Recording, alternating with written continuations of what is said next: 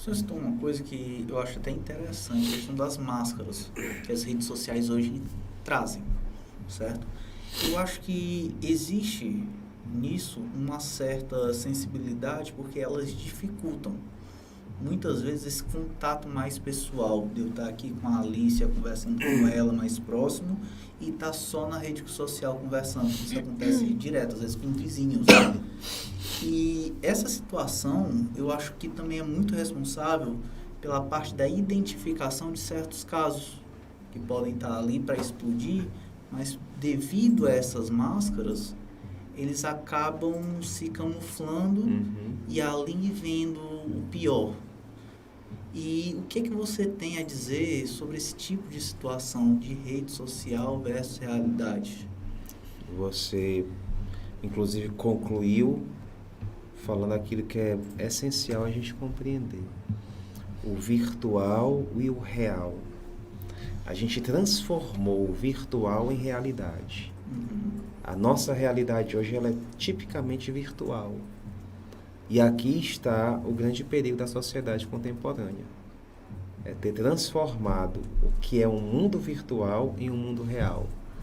A sociedade aparente, onde eu posso dizer aquilo que penso, mas que a vida toda eu tive vergonha de dizer. No mundo virtual eu não preciso ter essa vergonha, porque eu não preciso mostrar o meu rosto. Agora, depois de um certo tempo, eu já começo a mostrar o meu rosto, que para mim já não faz mais importância nenhuma. Então, a gente precisa ter muito esse cuidado. A vida que nós temos, ela é uma vida real. E vida real, ela tem dor, tem sofrimento, tem angústia, decepção, tem frustração, tem tristeza. A vida real. A vida virtual, ela esconde tudo isso e me mostra aquilo que eu bem quero que a vida seja. E há momentos que a gente precisa ir para a realidade para não se corromper pela virtualidade. Quando eu entendo que existe uma realidade que precisa ser acolhida, vivenciada, que precisa inclusive ser respeitada, eu vou saber dosar as duas coisas. Eu vou ter o meu mundo virtual, porque hoje em dia os relacionamentos, a praticidade, as pessoas elas trabalham, elas resolvem muitas questões através do mundo virtual, isso é verdade. Mas eu não posso condicionar a minha vida a isso aqui. Eu tenho que saber equilibrar entre o virtual e o real. O que é real? O toque, o afago, a carícia, o beijo, o abraço, o choro, a lágrima, que não é só também satisfação, também tem a insatisfação. Então isso é o meu real. E isso eu preciso também saber viver bem. O luto não é uma mensagem que eu boto na minha página do Facebook, lá no meu Instagram. Eu não vivencio o meu luto desse jeito. Eu faço as pessoas identificarem isso. Mas eu estou identificando isso? O meu luto está no meu sofrimento, nas minhas lágrimas. Quando eu chego no meu quarto e começo a entender as dores, a ausência daquela pessoa que partiu. E isso é o meu luto. Só que ela prefere, muitas vezes, aparentar uma realidade lá, na rede social, no mundo virtual. E não devo ser assim. Eu tenho que ter esse equilíbrio. Eu não estou fugindo dessa realidade virtual, porque hoje todas as pessoas elas estão inseridas nela, mas eu não posso esquecer que existe uma vida.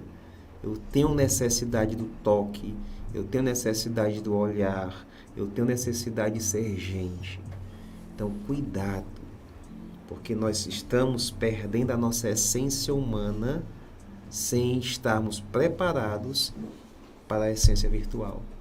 A gente está sendo inserido nela sem estar preparado para ela. E até uma questão que hoje, pela tendência, é cada vez mais, Alicia, o mundo ficar virtualizado. Sim. Tá vindo aí metaverso e outros versos que vão vir por aí. E esse fingimento que você vai passar para a rede social, eu acho que a gente pode considerar algo até não, hoje talvez não imoral, mas algo amoral. Que não tem uma tendência de ser moral, não, a pessoa não consegue discernir. Mas no seu ver, como é que entra a moralidade nesse fingimento?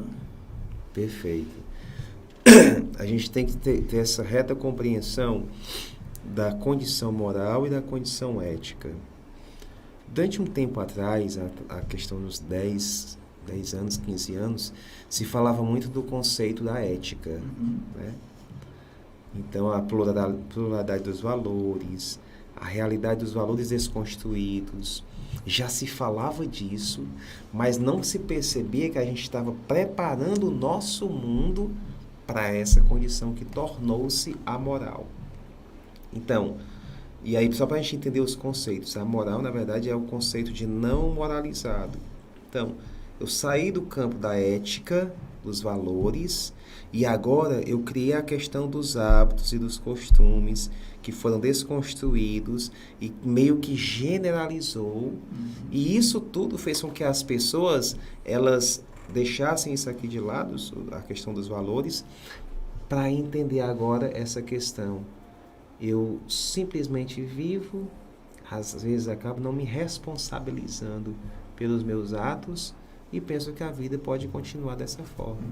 Então, continua sendo a questão de trabalhar os valores da responsabilidade que nós temos sobre nós e sobre os outros. Quando a gente consegue trabalhar esses aspectos, a gente consegue desenvolvê-los melhor. E desenvolvendo melhor, a gente vai criar, aliás, a gente vai dar sentido ao mundo que está tentando desconstruir essas realidades. E quando eu falo mundo, eu falo de composição de pessoas, eu falo de sociedade desconstruída, eu falo de uma sociedade que está construindo uma cultura da desconstrução daquilo que nós temos, porque tudo na vida ela acontece a partir da construção e desconstrução, construção e desconstrução, que é aquela de ciclos, né? A gente está vivendo esse ciclo, onde a gente desconstruiu o campo ético para poder tentar construir um campo moral sem que a moral pudesse acontecer. Então, o respeito continua sendo o grande estopim da sociedade para aqueles que querem dar continuidade e valorizar aquilo que somos, a nossa essência de fato.